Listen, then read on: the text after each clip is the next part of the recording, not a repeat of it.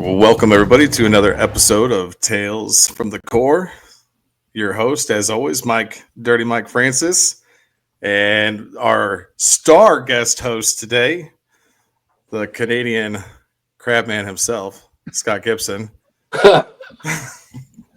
joining us to have a really, really awesome conversation with, in a lot of our opinions, a lot of the people who watched Band Brothers, The Pacific, even Six, which I got some cool things I want to bring up about Six also.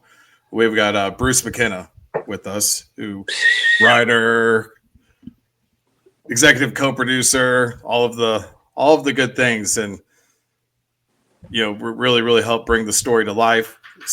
Scott's mentioned it numerous times, like on a couple of the other podcasts, how great of a job Bruce did. So we truly are. We don't blow smoke. We don't bullshit people around here, Bruce. Like, it truly is an honor to have you to come on and talk about your work with those projects. It's my pleasure. Thanks for having me. And it's good to see Scott. Still kicking. There he is. Still kicking. Still kicking in Canada. Aren't we all? Hanging on. How many Pacific guests is this now, Mike? So, you were the first. We did 2 episodes in the beginning, and then Josh Baton joined us. Badger joined us. We talked with Dale when we were out in Fredericksburg. He's going to jump on as well. And so now, I guess Bruce would make number 4, right? Not even in the medals. Man, damn. I feel like we had to go through this validation process first. Scott, the skipper, he was the first one to kind of, all right, and then actually we had Josh Baton on, and then we flew out to LA and we hung out in LA at a bare knuckle fight with him, and then Badger came on. Well, don't forget Freddie Joe and Garcia. Yeah, they'll watch this and go, "Hey, what about us?" Yeah. The Hollywood Marines always wanting their credit. That's it. Look at us, the Hollywood Marines. There it is. The band always gets the credit, right? It's the band, right? It's the band. It's not the grunts. Speaking of grunts, Neil Pace, he's back from cruising for dudes in his Mustang, which it's beautiful weather in Florida to do that, so no one's judging. I wish I was down there doing that right now. So he's got the Apocalypse Now thing going on above him there. Thank you. The damn fan, man. Neil's waiting for mission still. I turned it off before I came in. But no, about Freddie Joe. All right, now I know what kind of a show this is. Yeah. There will be blood. Starts drinking and doing fake karate and smashing mirrors. We're in trouble. The great thing with Freddie Joe and Garcia is, give them their credit, because not only did they do it once, but the recording didn't save. So we had to do the whole recording over again. And they are some pretty awesome dudes. Some really great guys. They're not shy, though. I'm sure you didn't have a problem. No, it was great. I didn't even really have to talk. I just kind of, just sat back and drank my coffee. Let Freddie Joe run the show. Yeah. So where we usually like to start, Bruce, is, I've read up on your background, which is pretty cool. We usually always like to ask kind of what led people into doing what they're doing. So I know with what you studied growing up as a kid and in college, and what you wrote about, kind of, in my opinion, set the stage for you getting into the projects you got into. So just kind of want to share that with us a little bit. That'd be awesome. Sure. I was always a World War II geek, even as a little kid. And always said, like, one of the first word books I remember reading was a little, like, kids version, like 8-year-old version on flat tops in the Pacific. The Lexington, the Enterprise. That was one of the first books I ever read. So I was always, for some reason, my wife says it's because I was a draft dodger in several different generations. So I had to atone for my sins. But I was always into World War II, and I wrote about it in high school, and I wrote my AP history paper was on the common soldier in World War II. And I interviewed a German paratrooper who was my milkman in New Jersey, who had been captured and then stayed in the States, wanted to stay in the States. Fascinating guy, saw more combat than anybody. Battle of Leningrad, Crete. It was at Normandy on the beaches, D-Day, Holland, wounded like 5 times. Unbelievable character to interview. So I always had just a fascination with it. Not from most guys get into like the weaponry and like, oh man, it's like this M37B/2 with a stock. I have no friggin' clue about any of that stuff. What interested me was the moral world, what it was like to make decisions in that world, and how do you survive that world? The stuff that you guys know intimately. So, the first thing I ever sold in Hollywood was a $900 option on a script I wrote about Navajo code talkers.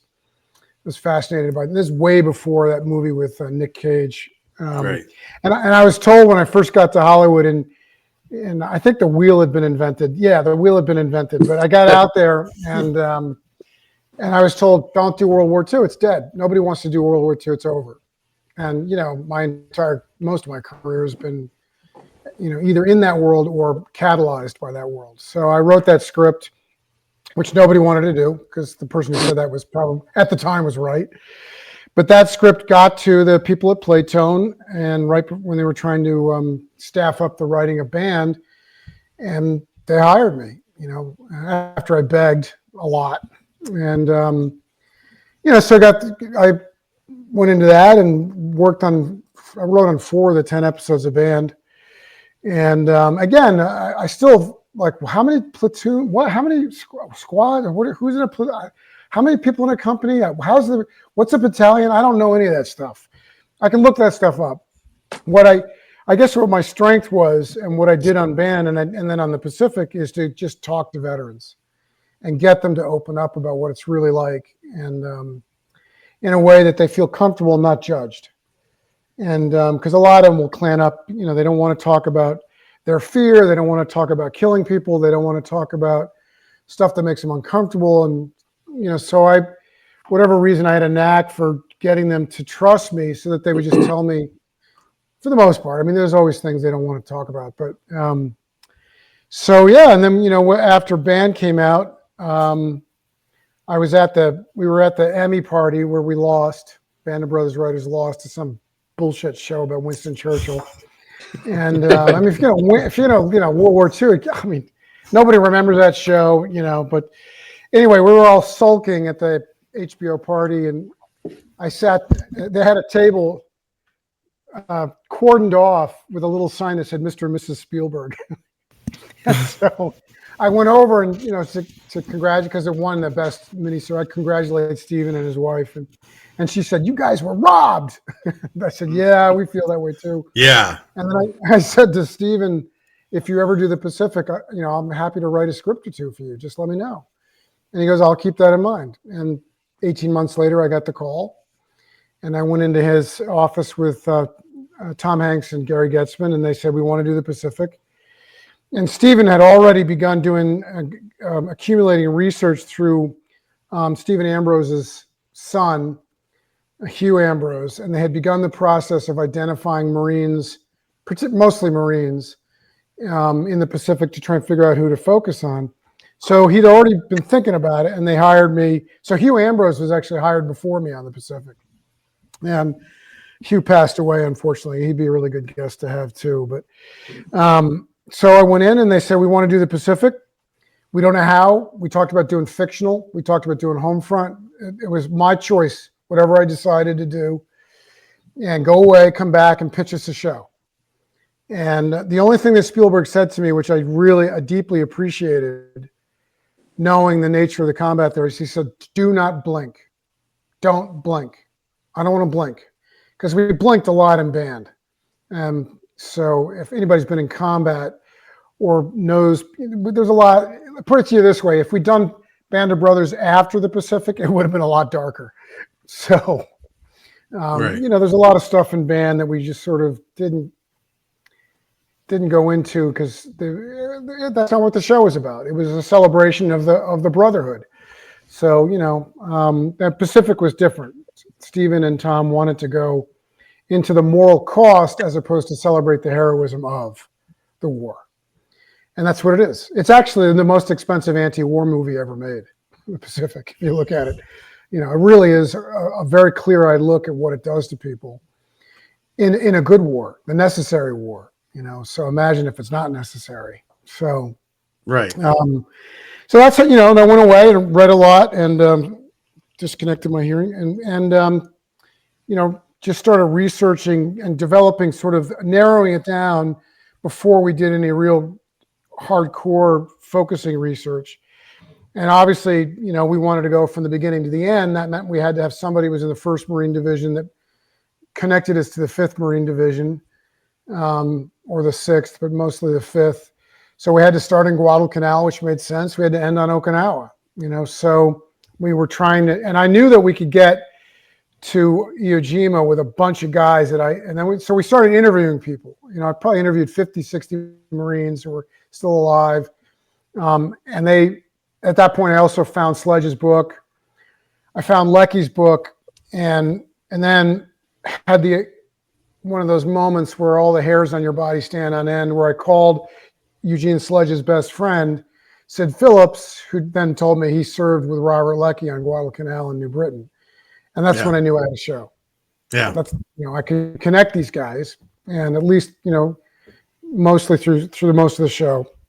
So we just, and a little known fact, I don't know if you know this, Scott, but when we first started developing the Pacific, we had 2 aviators that were characters. And we had an aviator that flew at Midway and then was briefly in the Cactus Air Force on Guadalcanal. And then we had an aviator, we optioned Floyd, the Bradley book, Flyboys, with Floyd Hall and the guys that were on Chichijima that got eaten. And so we were going to do them too. And that Chichijima story is, I wrote the script. I have the secret unknown episode of the Pacific of, these aviators about to get eaten. It's just, wow. It's basically, let's spend an hour on Colonel Kurtz's village in Apocalypse Now. It's like, it was so gruesome and bad. And we interviewed 2 guys that were there, 2 Japanese guys that were the translators that knew the aviators. We flew them over to LA. They were incredible. Those guys were, one had lived in Hawaii, was an American citizen. The other had gone back. They both spoke fluent English. Just heartbreaking stories of these young, one of them lived in San Francisco, the other lived in Hawaii, and how their lives changed because their families went back to Japan about 2 months before Pearl Harbor. So anyway, so we put all that together and started doing the research, and off we were. And just research is king. You just got to just keep grinding and reading and grinding and reading, interviewing people, and figuring stuff out about the world that you want to inhabit. And then, of course, I insisted that they send me to do as many of the battlefields as I could see. So I went to Guadalcanal, spent 2 days in Guadalcanal, and 2 days on Peleliu. So Okinawa is not worth going to, so because it's all developed and it's malls and so. Right. But that's sort of a long-winded answer, I suppose. But that's the story. No, that's awesome. That's awesome. That's awesome that you're in Peleliu as well. Yeah. It's the most, you guys know, it is the most evil place I've ever been in my life. It is just palpable death all around you. And they're starting to clean it up, right? The airfield has been cleared now, right? Yep. Yeah. Isn't the airfield clear? And they have Marine combat engineers that are doing 6-month-long deployments. And I didn't get to do no deployment like that. Like that'd have been fun, right? When I went there, there was nobody there, and it would have been uncurated, and so hadn't been cleaned up, and so the airfield was just sort of a marginal grass swath in the jungle. You could kind of tell that it had been there, but it had been encroached on. It was very narrow. We were able to walk down it, but it still was not easy. We got off the boat from Palau and got out. Hugh Ambrose and I, and we had our production designer and our location manager with us, and a guide. we got out, and the guide said, "Come over here." And off the jetty, and we got in a van. We drove about 200 yards, stopped, got out. There was a cave. Went in the cave, and there was a skeleton in the cave. It was just lying right there. What was the name of your guide? Do you remember? Oh God, they called him the he/she of Peleliu because he was trans, and really interesting. No, really interesting. Not No, Des. he had carte blanche because in those cultures, those people wield enormous psychic power.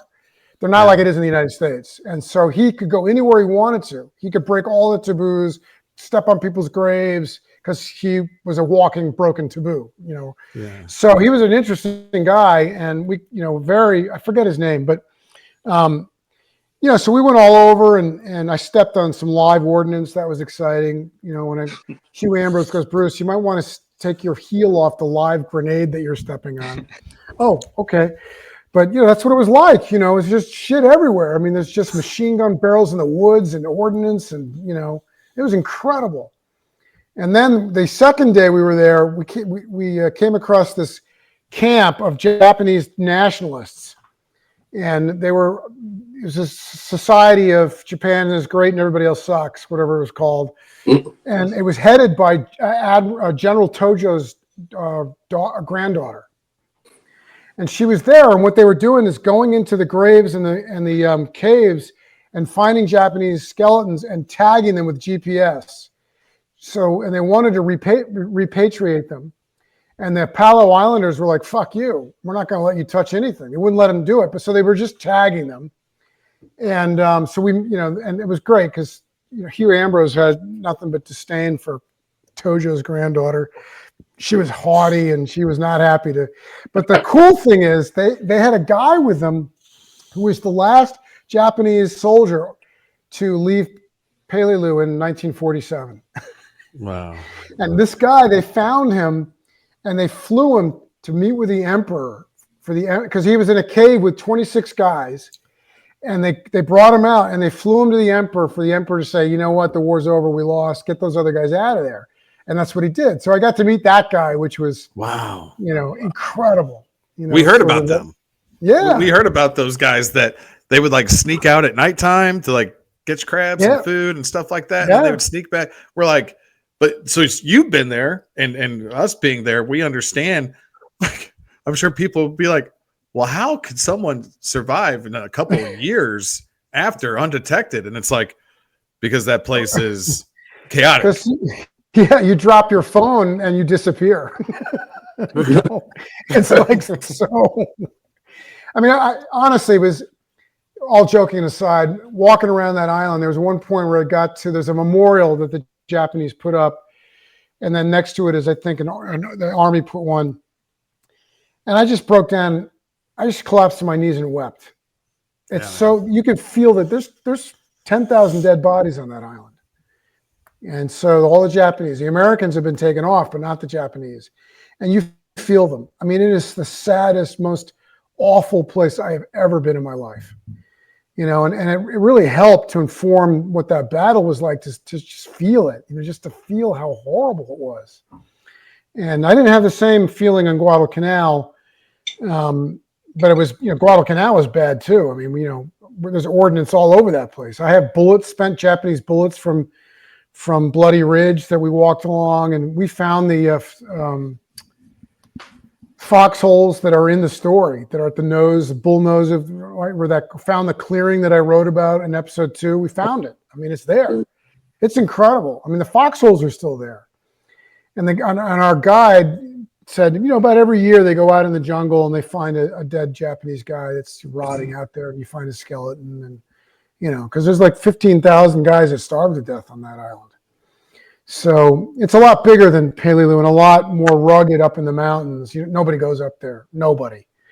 But down in the plains by Honiara, the main town, and see Alligator Creek, and it was incredible to be able to see the actual. And they're not really developed. I mean, it's pretty much the same as it was. So it was a great privilege to be able to see those battlefields. Did they take you over to Nigabus to Sledge's bunker? No, we didn't go to Negibus, and we decided, and as everyone knows, we just left it on the main island. And Henry Sledge complained to me about that. But I said, Henry, we didn't have the money to do it. So, the key to how to do a big story like the Pacific is you have to have a limited number of characters. That's why we cut the aviators. You have to have a limited amount of time. You can't just be open-ended, and you have to have a limited number of locations. Otherwise, the audience has no idea where they are, who they're supposed to follow. So we compressed together a lot of characters. So Snafu, for instance, is kind of, it's Snafu, but he's an amalgamation of Snafu, and he's got a lot of lines and events that happen to a medic that Sledge served with. So we just, we put people together a little bit, and my pithy way of describing that is we have to lie to tell the truth. And that's what dramatists do. We lie to tell the truth. So, but I've got a question about a line. So I'm trying to remember what episode it is. I'm breaking out of this fucking flop sweat now. Somebody else wrote it. If you didn't like it, it's somebody else's line. No, it's actually one of Scott made it up. It was one of my top ones. So whenever the Army comes on to Guadalcanal and the Marines are over there, we use my favorite term from the Marine Corps, rat fucking, when they're rat fucking the Army gear, and they're like, look at this brand new stuff. Like, we fight with shit that our grandfathers fought with. Was that, because we said the same shit. We always bitched about we were fighting with shit from Vietnam. So was that from a story? Was that from an interview that a Marine shared with you that I'm sure aligned? I'm sure. Yeah. Yeah, of course. Yeah. Because we knew that the old breed, that's why they called them the old breed. And they, they really were. The thing that people don't understand about the Marine Corps at the beginning of World War II is they were pirates. It wasn't the Marine Corps at the end of the war with a flag raising in Iwo Jima, and these guys are buttoned up a little bit, and they got press agents. And 1941, these guys are fucking out there. They are out there. They've all served in Panama. They've been in the brig. It's just, they're not squared away the way they were later in the war. And so and their gear was not, all those water-powered machine guns from World War I. So they did. And they grumbled about it. Every guy I interviewed that was alive early in the war, just Sid Phillips. I'm trying to remember the guy that knew Barcelona that was on Guadalcanal, and then also became Chesty Puller's runner on Peleliu. I'm trying to remember his name. Clarence something. But anyway, he was like, oh my God, we just had crap, and the rations were old. Everything was just sort of secondhand, and they just made do because they were used to it. They were used to being the bastard child of the military. Bruce, did you ever see Gunny Haney's service records? I did. Yeah, I did. Did you? And how crazy? Recall the letter so he wrote a letter to FDR. That's right. As they were stationed in Brazil, and he's going, "This is bullshit that we're here. We're just guys are." That sounds like Haney. Drinking, fucking whores.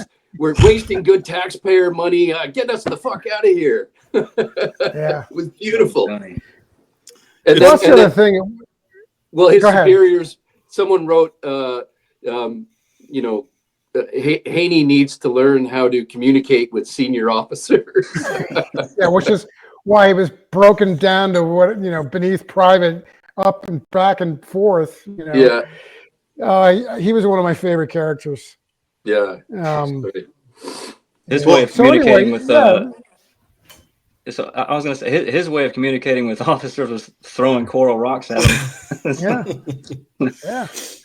Well, I brought up that line on Guadalcanal because, the first time I saw it, was after I got out in 2007.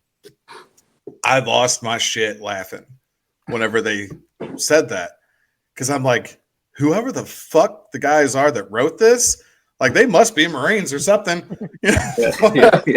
That line is when I knew what I was watching was like pretty legit, right? Because there's the little things I want to say it's in the film about Chris Kyle, sniper. Yeah. They point to a background detail.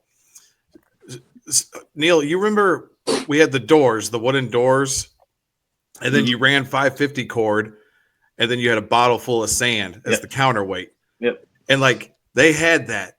They had that. Like, yeah.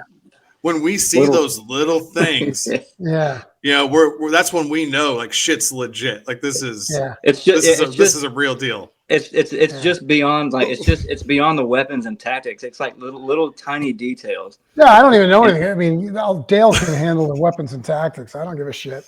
That's not true, but you know, the point is, it's those little touches that you latch on to. And one of my favorites that I'm really proud of, I had a 3-star Marine Corps general, combat veteran. I think he was a helicopter pilot, but he worked in the Pentagon. And I went down and spoke at the Marine Corps Aviation Convention, I don't know, 10 or 15 years ago after the show came out. And he came up to me, he goes, I'll tell you, the moment that I knew that you had nailed the Marine Corps and what it was really like to be a combat veteran, and I'm expecting him to say, some like a detail like that. He goes, when in the last episode, when Snafu doesn't say goodbye to Sledge.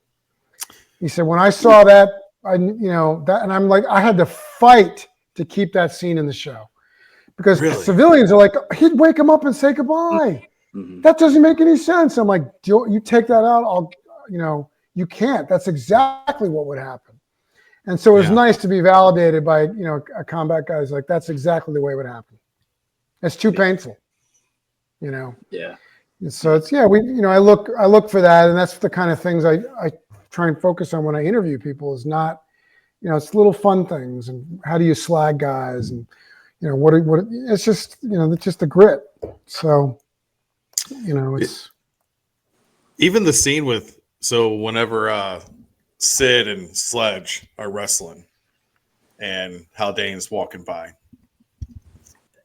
like the way that you guys will, and we've talked to Scott on previous episodes about how he portrayed the type of officer, because when I went to Iraq, my third deployment, Captain Pitchford, now Colonel Pitchford, is very, very much like Haldane. Prior enlisted, you just had this great, just that type of guy. And we had a very similar scene where we're out messing around in Iraq, throwing footballs and stuff, and he comes walking up, and it's, you pull your shit together real quick. How you doing, sir? He's like, hey, Marines, just enjoying some time, carry on. It's crazy to watch what you guys did. And like, there's little pieces of that like I lived just at a different time. Like you guys absolutely nailed it. Yeah. You nailed it. I appreciate that. Correct. Yeah. Thank you. I mean, a lot of it is also the work on band, even though it's a different service, the airborne were like special forces of their era. And they were a little loosey-goosey, and they're like the Marines. The Army is a different thing. Army is a big bureaucracy, and it's a little different, and it's not as. And the other thing, of course, about the Marines is that everybody in the Marine Corps, from the 4-star general down to a cook, is an infantryman first, and that informs. When you know that about them, it informs they're a little less precious about rank and the protocols of rank, especially in wartime.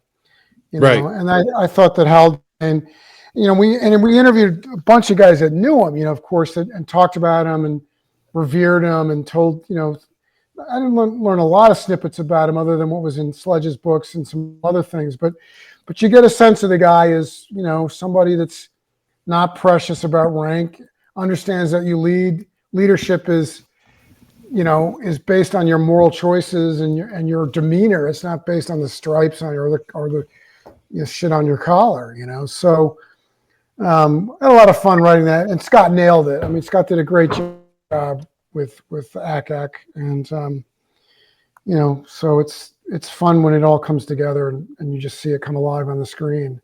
So I thought I would say this to a lot of other people, but that it was. I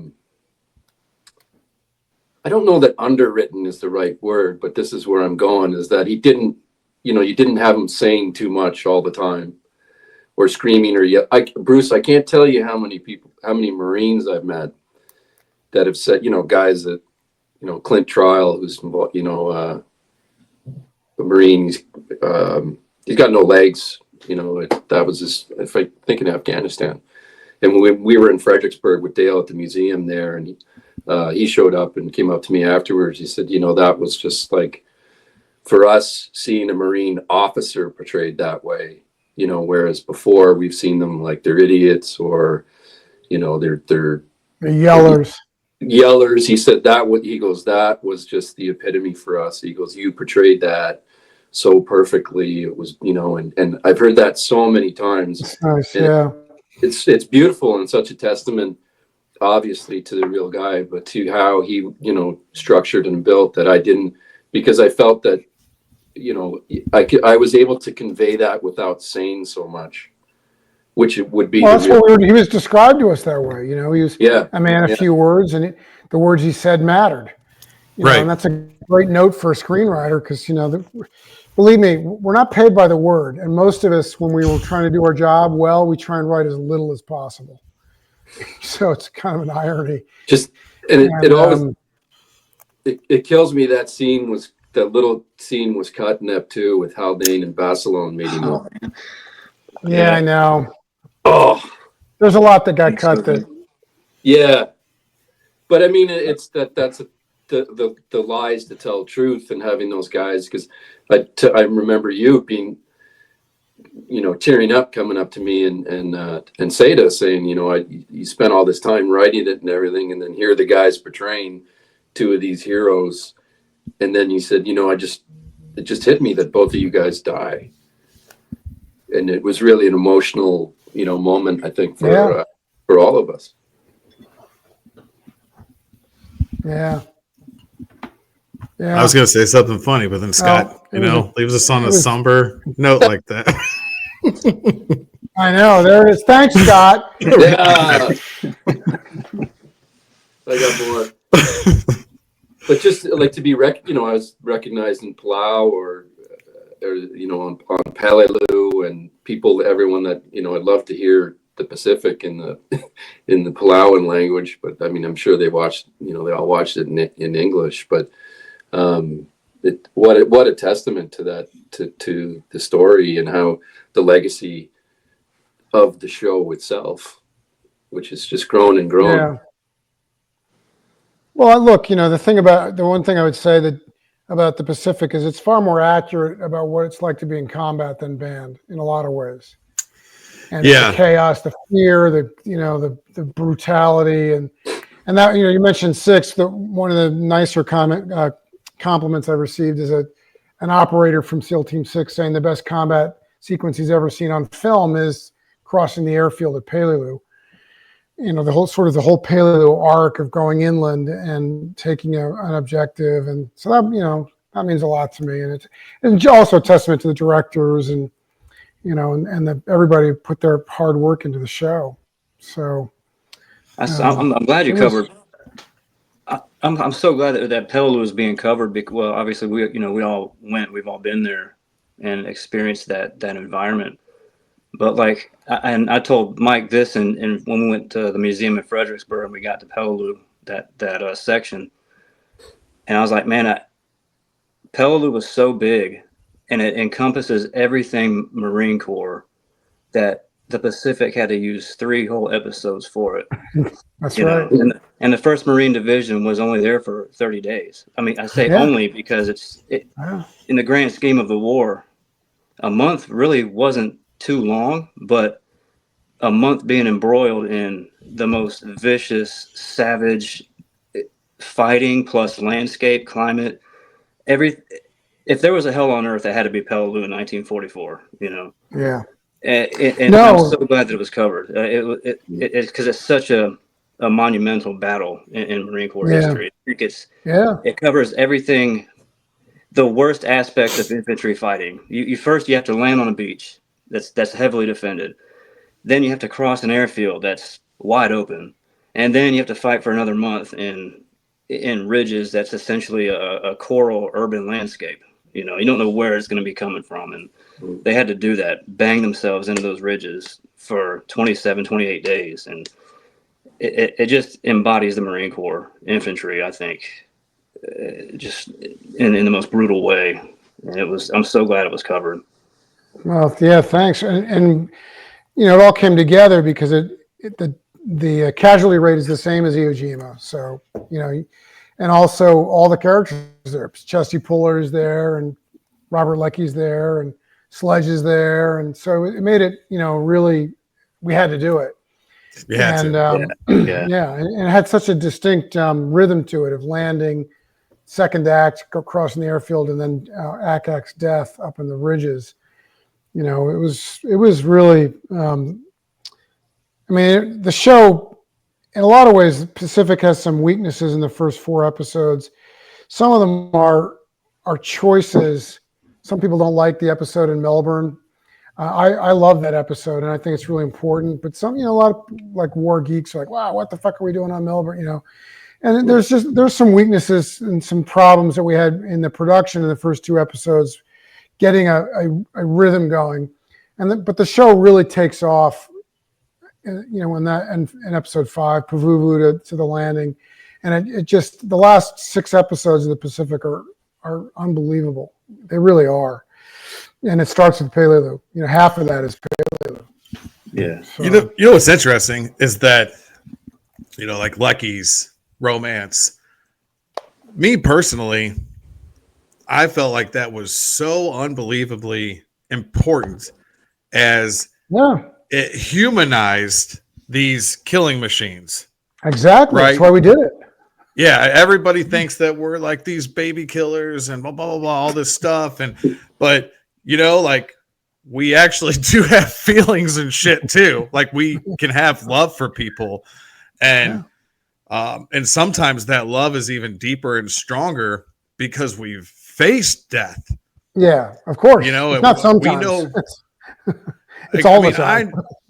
Both of us have done multiple deployments, so like, you know, we know what it's like. I mean, man, we had some great parties. Like, Marines would take out loans, go into debt, because who knows? You might die in those 7 months during that deployment. That's right. Yeah. I mean, so when and they were experiencing that. Yeah. Right? So I thought it was brilliant. Well, I appreciate that. Thank you. Yeah, because it's all, you know, it shows the reconnect that, you know, love and sex, even just mindless sex, is a profound act of reestablishing one's humanity. Yeah. And you know, and we had a great time. I mean, unfortunately, I don't know if you know this, Scott, but so John Basilone, his best friend was still alive when I interviewed him. His best buddy from the Marine Corps, and they were on Guadalcanal together. They served together. They were in Melbourne together, and he refused to be in the show. He says, "You can't. I'm not letting you put me in the show." So, but I'll tell you everything you need. And he sent me, I got photographs of Basilone hacking around camp, you know, that are priceless photographs, man. They're like, I mean, personal photographs that this guy took of John Basilone. He never used a towel after he showered. Like one of these little quirks of John Basilone. And then he said to me, you know, there was the time that John and I went into some place near Melbourne, and we ended up, you know, in a threesome, fucking this girl in this hotel room. And he goes, "You put that in the show, and I'll fly up there and I'll break your fucking joke." I'm like, okay, it's not going in the show. But you know, the point is, it's just like there's just a lot of really great shit happened, you know, that was also unique to the Marine Corps and just fun. You know, and these guys had a great time, and you know, so I like, you know, Melbourne was I was really excited to do Melbourne, and you know, we made up the Greek girl. She, you know, we don't know. Lecky had a lot of girlfriends there, but we don't know who he was. You know, and Sid Phillips did lose his virginity in Melbourne, and it was not to that woman. It was to somebody he paid a few dollars to. You know, so we just softened it because he was alive. I didn't want to embarrass his kids. And, you know. Sure, yeah. But the amazing thing is that we went down to Melbourne to do research on the cricket grounds, and we met the girl. That girl's real. He had a girlfriend there, and Sid met this, you know, 18-year-old. She was really beautiful. They dated, and then, you know, they didn't sleep together, but they were really close. And fast forward, you know, 20 years, Sid's daughter married her son. No way. Wow. Did they know each other? Like, did they know that connection? They knew each other. I think so, but nonetheless, it's like, oh, Jesus Christ, you know, they were meant to be together in some strange way, you know.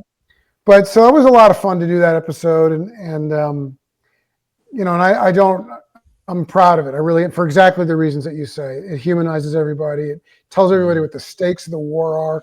That most of the victims of war are women and children. You know, yes, it's soldiers are killed, but women and children really suffer in war. Yeah. And, you know, so, yeah, I'm glad we did it too.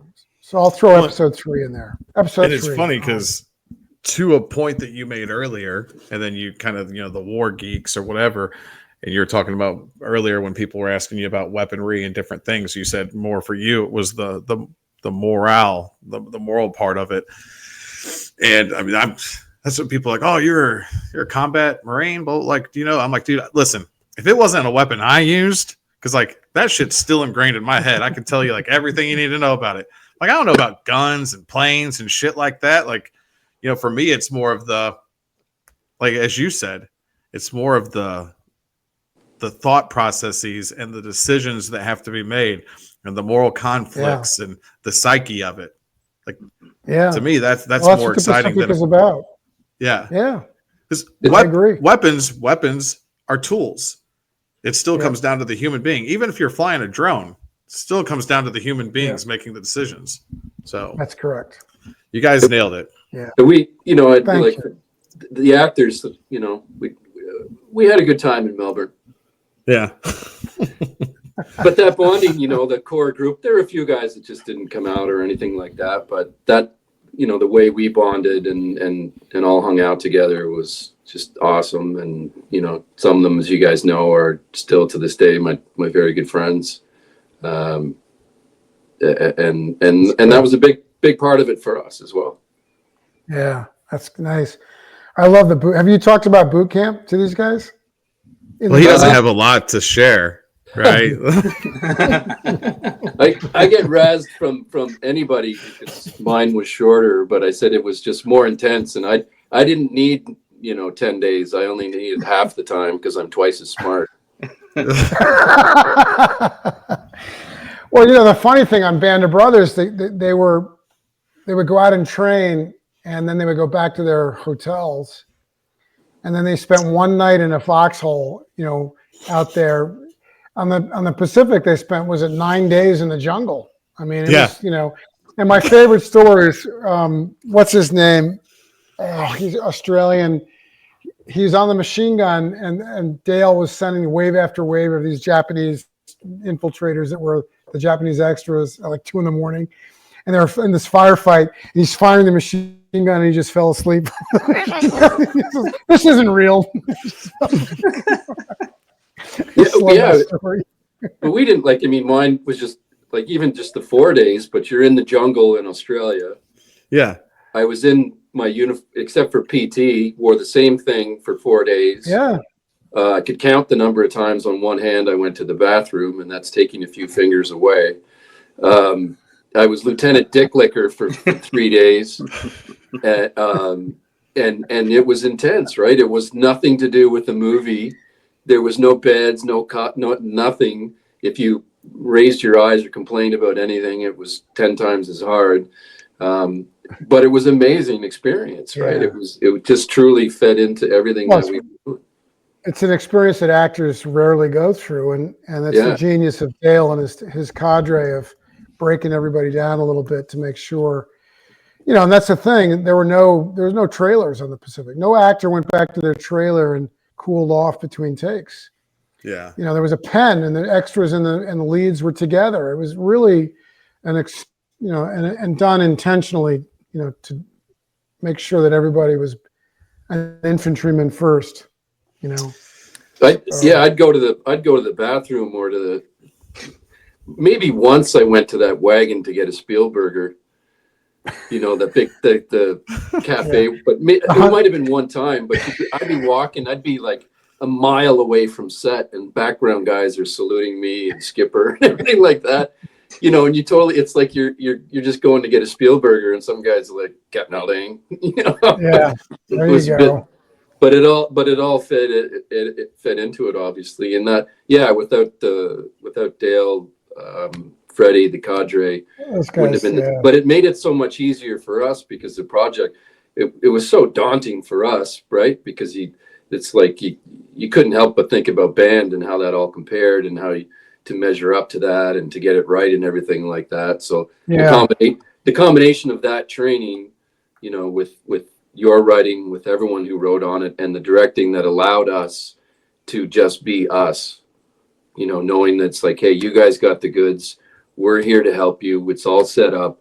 Just go do what you do. And it was such freedom, you know, and I think that came out in everyone's performance, that you know, the bigger characters, like, it was just such a, as daunting as it was such a joy. It was so exciting to do, and any of these guys today that I talk to still say the same thing, you know, and we're forever grateful, Bruce, really. And Bruce, didn't you have, and I don't want to misquote you here, but didn't really to get all the actors and everybody, I guess everybody else on the set in the right mind frame, the right mindset, didn't you say something along the lines of, it's not just a job, it's a calling, you know? No, before every episode started, I would bring in the crew and the cast together and say, you know, we are not, you know, this is really important what we're doing, and you know, we got to get it right. It showed. You know, and everybody has to step up and do their job, go beyond their job. Everybody, you know, not just the actors, but the cinematographers and so yeah, and it helped. I mean, we had we had a lot of money, so it wasn't a total grind all the time because we could take a breath and get things right, but it was intense. It was hard. You know, I didn't have a day off in a year. I mean, not a single day off. You know, just working, rewriting, just figuring shit out, and you know, it was really, really hard. So, and how much of the airfield episode, man, that was like, I felt like we were there a year on that airfield. Oh, I know. Right? Like, well, yeah, the thing that episode shot simultaneously with, what other episode shot at the same time? They overlapped a little bit, so I was busy running back and forth in that set. I think 8, wasn't it 8? It might have been 8, yeah. It might have been 8, yeah, because different actors. It was Barcelona's big sequence, but it was just really difficult to get it. You know, and you guys were out there forever. It's true, and to be on Peleliu and sit in that admin building, which was like HBO. I mean, the amount of detail, it felt so, holy crap. So, but I'm looking and it's all jungle now, right? As you know, and treat. But I'm looking and I'm just seeing it's like I can just see the set. Yeah, it's incredible. That set was amazing. I mean, it really was. And of course, the problem with it in Australia is that terrain was slightly angled. So if you watch the show, you're like, wait a minute, that airfield's not flat. We couldn't do anything about it, you know. So, but it was just wow. Like you're walking around and the debris, like shell casings that a camera is never going to pick up, right? Yeah. And you know, art department, everything. It was so authentic, and to immerse yourself in there, and then to be there in Peleliu in that building, you know, to do the reverse of, I was just blown away. And I told the other. No, I was going to say mine was the obverse. I was there first in Peleliu, and then, you know, took a lot of photographs, and that's, you know, that prep work really paid off on the set in Australia. Well, because we started our tour, we'd taken right up to Hill 140, about where Haldane was killed, and then the reverse. So, like, I think our last day there, like my last kind of bigger tour spot was Orange Beach, where 3-5 landed. And I just sat down on that beach, and man, the tears. And I was just like, it was so, because I just sit there thinking, it's kind of pretty beautiful right now, quiet, you know, serene sort of. And I'm just imagining that if I was Haldane and being back on that island after everything, or visiting, but yet, you know, he like experiencing all that life he'd had, you know, he was killed at 27, but just sitting there on that beach, and then these guys had to land on that and, you know, and take it and move their way in all the way up there was just, it's incredible. Yeah. And I was done. I was like, I just, that's it. I'm done. Yeah. Was it Bob Leckie that they took back? Was that correct? I don't think Leckie ever went back. Who am I thinking? He got out of the Corps, and he just said, I'm not, he tried to move on with his life. R.V. Bergen went back. Okay. That's because it was his daughter or granddaughter that commented on the Facebook page. His daughter. Terry That's Lee. right. Yeah. Thanks. But yeah, whenever he went back and just, you know, that someone said, they asked him what it was like, and he said, well, no one's shooting at us. So like, what's it like being back? No one's shooting at us, so it's not that bad. Pretty good. But I love how even Bruce, you know, because obviously Freddie Joe and Garcia and those guys, and then all the actors, I love how even Bruce says that the things that were done are intentional. So it's almost like pretty much if you want to get the best Marine performance out of somebody, you just have to make them as miserable as possible. And having been in it 4 years, I can tell you, like, that's accurate. It's insanely accurate. Like, you've got to get that disgruntled, you know, because when you're just sitting around and life sucks and it's hot and, you know, you're laying in dirt and everything, like, you just give me something to do other than laying around, you know, being miserable, being hot. Like, let's go. Let's do something. And if you can't do anything, you're going to tell a lot of jokes and off color and flag somebody or, you know, whatever you got to do. Now, one of the things that's really cool about the Pacific, in high school, I had a teacher who was a Marine Corps 3-tour Vietnam veteran. He was a forward artillery observer and was in intelligence in the Marine Corps in Vietnam. So he saw a lot of really serious stuff over there. And then he went on and he taught at the Naval War College and at Yale University and a bunch of places. And so we reconnected when the Pacific came out after like 25, 30 years. I hadn't kept up with him. And he watched every episode. And it was really interesting because, you know, he said at the beginning, like, you know, that's not quite how combat works. The guys are too close together. I understand why they all got to be in the frame. And, you know, little nitpicking things. And then by the end of it, it was his emails to me were confessions. Like, oh, this brings up this brings up that. I remember this. I remember. And he said, you said to me at the end of it, you know, look, anybody that accurately depicted combat 100%, only psychopaths could watch it. It's that bad. So you're never going to get there, but you got as close as you can in the confines of, you know, art, as it were. And he, you know, so it was a very high compliment, but he just said, it's so bad, you know, as you guys know, it is so, how do you get the fear, the smell of shit or the fear and the, you know, the this and the, all the little things that you just can't put on screen. You know, you can talk about them, but that's not the same. Yeah. You know, so smells is the biggest. You know, unfortunately, because he said that, he said, you know, you don't have sense around, so thank God, because everyone would gag in their living rooms and throw up, and nobody would ever watch it again. You know? So, it's weird. Knowing that, you know, well, go ahead. There's times, you know, and so I guess there's I don't know. I don't want to be an asshole here and talk about cultures and people, but there's certain people that have certain smells. I guess I'll put it that way.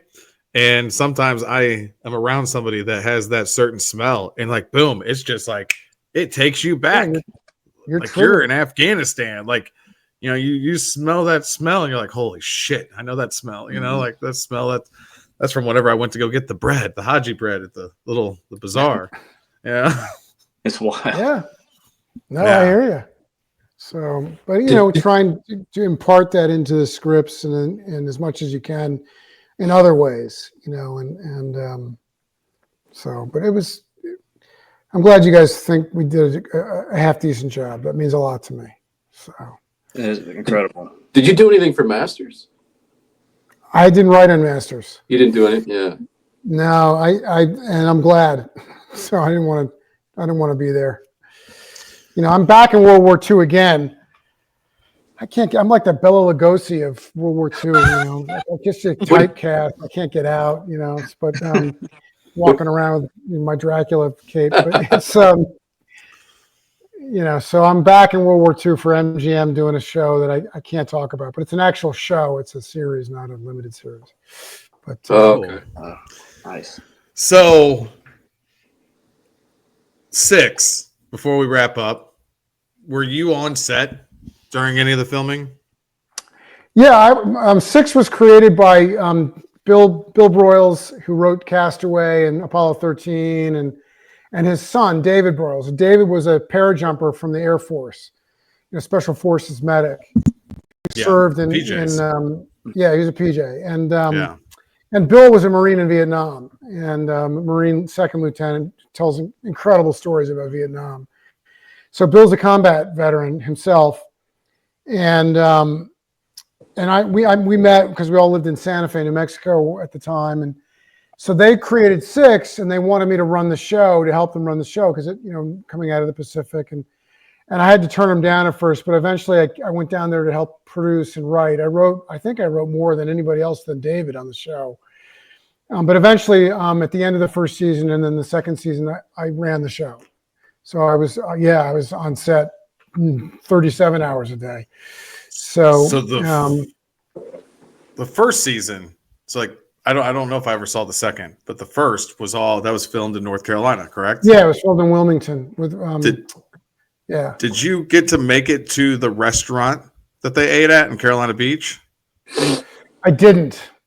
The Gulf Stream. Yeah. So I got my bachelor's and master's from the University of North Carolina, Wilmington. Oh, you're talking about in the show, the Gulf Stream. Yeah. The restaurant. Oh yeah, of course. Oh yeah. Yeah. So I lived 7 blocks from the Gulf Stream. That was my Sunday morning. I fucked up my life last night. Yeah, sure. Place to come eat. Up with a shit ton of protein. Yeah, in fact. If you go 2 blocks towards the beach, that's where Christina and I had the rehearsal dinner, and then the Marriott that's on the beach. Out in front of there was the wedding. The Marriott was the reception. And so Carolina Beach was my spot, man. Sure. And I remember watching that show and I'm like, holy fuck, that's Gulf Stream. And then when you guys shot some of the jungle scenes, no, it's not. It's Virginia Beach. It's Virginia Beach in the show. Right. When you guys shot up in Burgall, near Burgall, Rocky Point area, I remember there were signs for 6, you went across I-40 and then you turned off into the jungle. If you would have stayed on that road 2 more miles, that's where my in-laws live. Oh my God, that's so funny. It's crazy. We had a great time now. It was fun. I mean, different animal than Band of the Pacific, but it was very challenging because we didn't have a lot of money. So it was, oh man. You got Walt Goggins. So we did get Walt Goggins. Walt did a great job. Did you watch? I don't know if into watching things. I know you're a big writer, but did you watch Fallout? No. I don't watch a lot of TV actually, so he killed that. He's an incredible actor. I told Neil, I'm like, Neil, get us Walt. Reach out to him, find him, slide into his DMs, do whatever it takes, fly to his house. I don't care. But so in that show, he's actually he was a Marine prior to his job now, and then the bombs fall, he turns into a ghoul. And I mean, he's one of those guys that I've never fanboyed really over anybody. I've got friends that, this, that, and done things and stuff. But that dude, even since The Shield, when he first came on the scene, there was just something about him Yeah. And then anything he does with Danny McBride is like the funniest shit ever. Like vice principals, like he just has an incredible presence. He elevated everybody on 6. You know, we tried desperately to get him back for the second season, but he's like, nah, I've been there, done that. I don't want to do it anymore. So we got him in 2 episodes as a ghost, actually, in the second season of 6. That's why I think I didn't watch it, is because he wasn't in it. Yeah.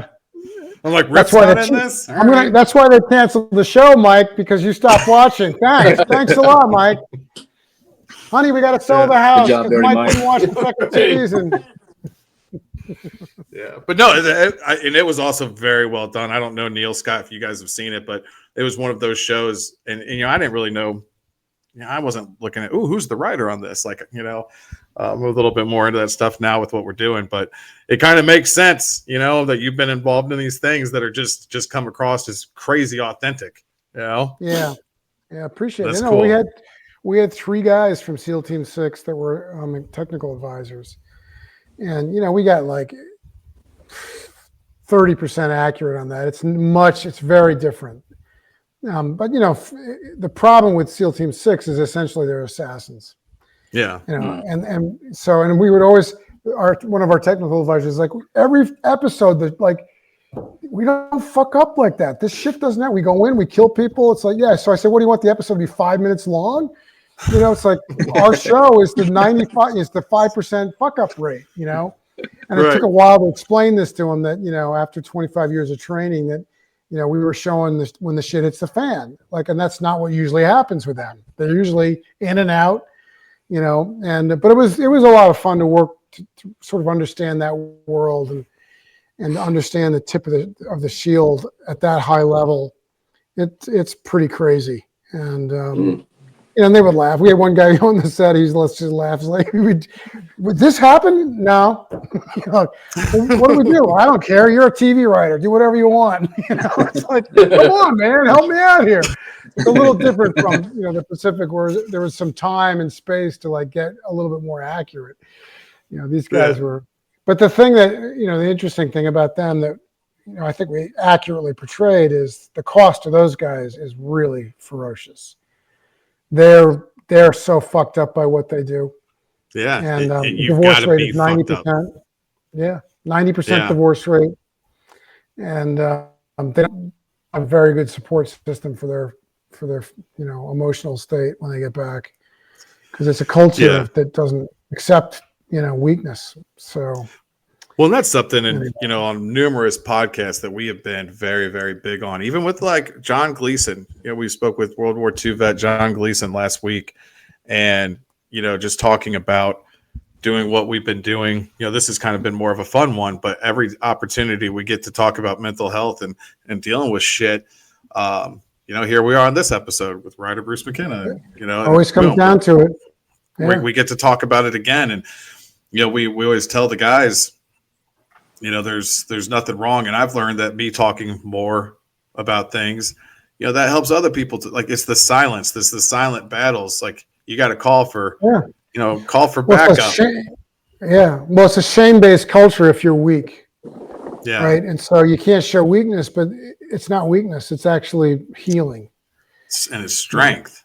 Yes. It's like to have the strength to do what's hard.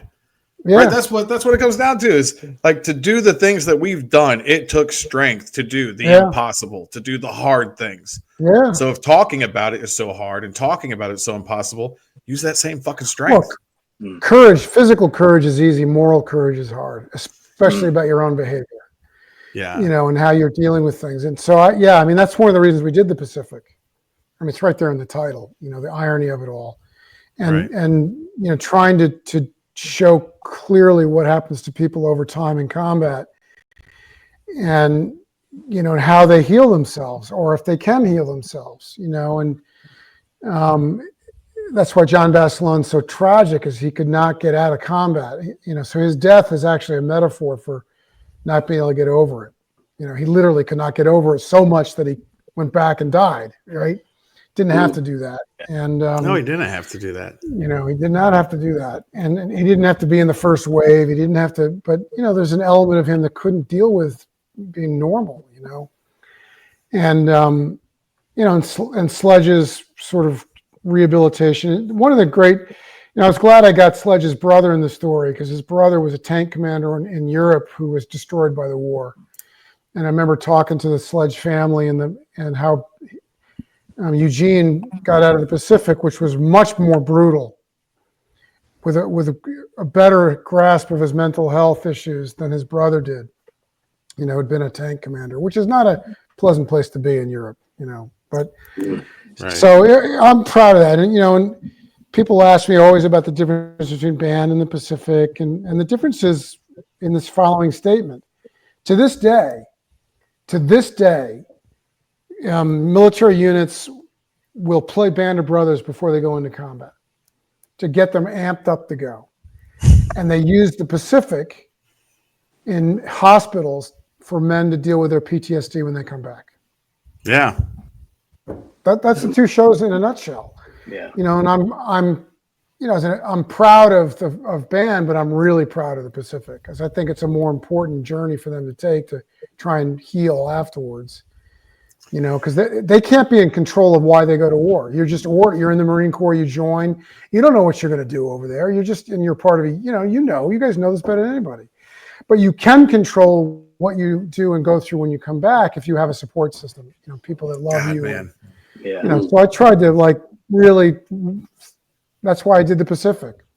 They wanted it to be Band of Brothers. Let's do band across the Pacific. Band across the Pacific. I'm like, dudes, we're not doing the same thing. Yeah. And they kind of left me alone, and I didn't realize what they were getting. I think in some ways, but they just left me alone. Spielberg knew what he was getting, but a lot of guys at HBO just wanted it to be a sequel. They wanted it to be another money-making thing for them, and I'm like, we're not doing that. So I'm glad that these mental health issues are really important for veterans. They are. Yeah. They are. And we live in a society that buys virtue by supporting these shows, but then nobody wants to support these people when they get back. It's disgraceful. It's crazy, isn't it? I'm preaching to the choir. I know I'm preaching to the choir, but it can't be said enough that we don't do enough for our veterans and their mental health. And anyway, I'll get off my soapbox. That's why, like Tracy and Scott and all of the people, Gary Sinise, man, God, I'd love to talk to Gary sometime. Just the people that do the things that they do. And that's why we appreciate it so much, is because, we know that no one has to. And, and it's so funny. Like, remember when we were talking to John Gleason last week, Neil, and I said something about, it's to my understanding, they celebrated the hell out of you guys when you got back. And then everybody just kind of left you alone and forgot about you for the next 60 years or so until they started doing these honor flights and like, oh, these guys are about to die. And then you tie that into what Bruce said, kicking off this whole thing. Everyone's like, oh, World War II is dead. We don't do anything with that anymore. And it's just like, it almost kind of supports that, even those guys, man, like the greatest warriors in the history of the world that fought for the freedom of the world, they were like forgotten. Yeah. Until 80 years of age, and they started dying off. Like, oh, maybe, hey, we should actually do something with these guys. Do something with these guys. Yeah. Hey, gentlemen, I got to run, so I got to bolt. My wife's giving me the evil eye. But, well, tell her thank you. Thank her for allowing you to join us on this day. Very and much appreciate it. The MGM thing, as soon as you can talk about it, let us know. We'll bring you back on. If it gets to the point where we're writing scripts and we're close to a green light, I'll let you know. So awesome. Bruce, is true honor, true pleasure. It's my pleasure. It's great to see you, Scott. It's nice to meet you guys. Bruce. Keep up the good work and Semper Fi. Semper Fi, Bruce. All right, I'll drop Bruce off real quick so we can wrap up. We'll talk to you later. Okay, guys. Oh man, another great one. Another great one in the books, huh? Hey, he was talking about like Barcelona not going back, and the thing they couldn't do in 7 with Haldane is he didn't have to go back to that spot where he was, right? Yeah. They were the last company being relieved. Right. He knew there were snipers there, told ahead of time. No reason for him to go up. They could have just sat there for a cut. He knew that, right? He 100% knew that, and he still went back up there. Yeah, because what he during that specific incident, he was actually coming off the line, I think, wasn't he? And then he's like, they were, the other two companies had already, they were moving off the island. Right. Yeah. Of, Yeah. Of the 5th Regiment. So his company was the last one there. Yeah. And going up into that spot, you know, there's very like, look, there's a couple snipers we don't know, or the sniper we don't know exactly where. You know, and he, like, there was, I think I told you guys, there was someone, maybe his company first sergeant, that had enough points to go, and he was trying to get this guy to come back to Peleliu with him, and the guy was like, nope. And he's like, you know, I don't blame you, but those last 3 days, when his company had to go back up, I mean, they just could have sat there. Yeah. Really didn't have to engage at all. I mean, as far as I know, or and seeing it and being there as well, you think, but it was just that I gotta go. I gotta be in the front. I can't let anyone else die. If anyone's gonna die, it's gonna be me, kind of thing.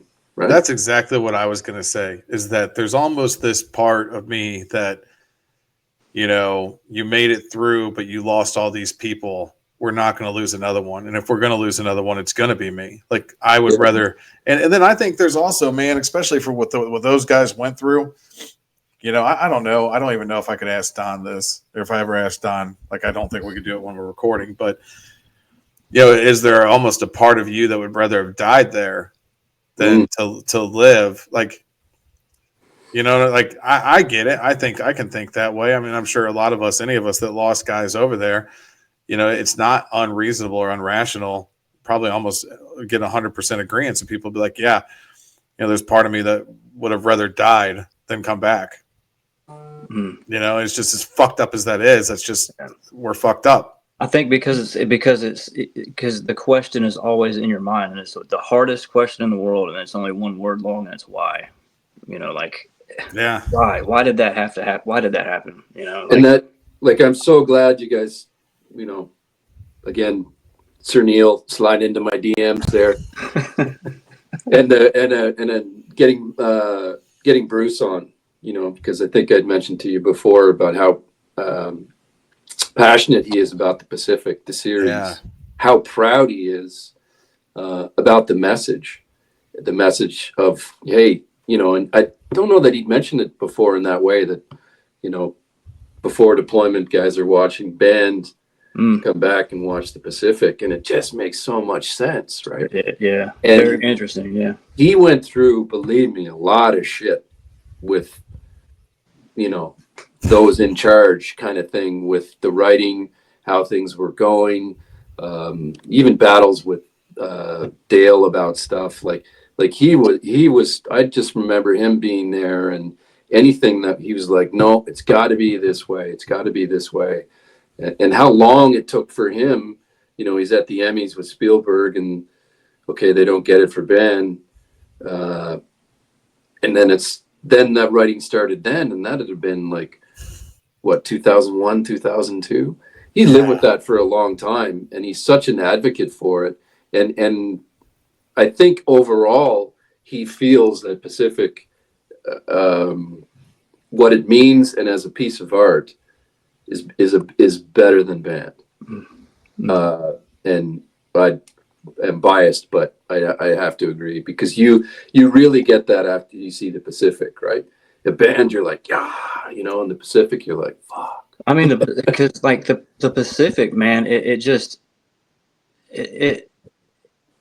conveys the absolute the absolute worst and the absolute best of the human condition, right? I mean, for example, you have this extreme hatred towards the enemy because they're killing your buddies, they're trying to kill you, and at juxtaposition, you switch to our side, your brothers are right next to you. You have that same kind of love for them. You love them as much as you hate them. You know, it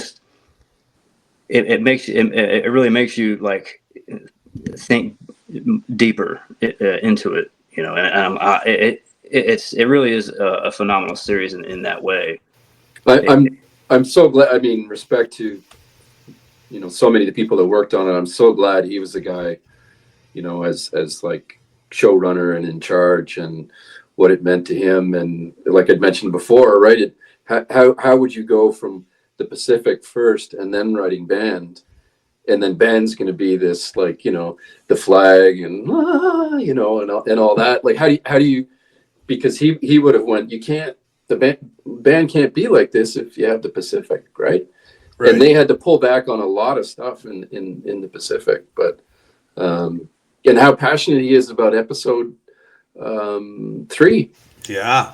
In Melbourne, right? Because for us, even at the time, and just, you know, the problems that we knew they were having production wise, and being there, and, you know, there's a few scenes you kind of go, but it means so much in the context of the whole piece, right?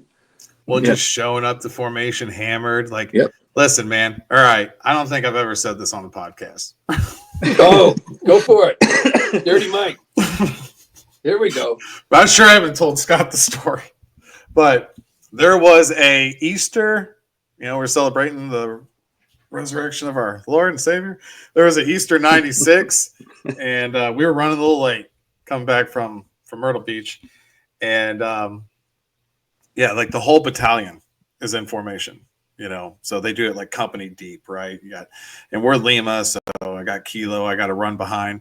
And man, I am a bag of shit, dude. And there's one thing I'm not even going to say on here. I'll tell you guys once we wrap up.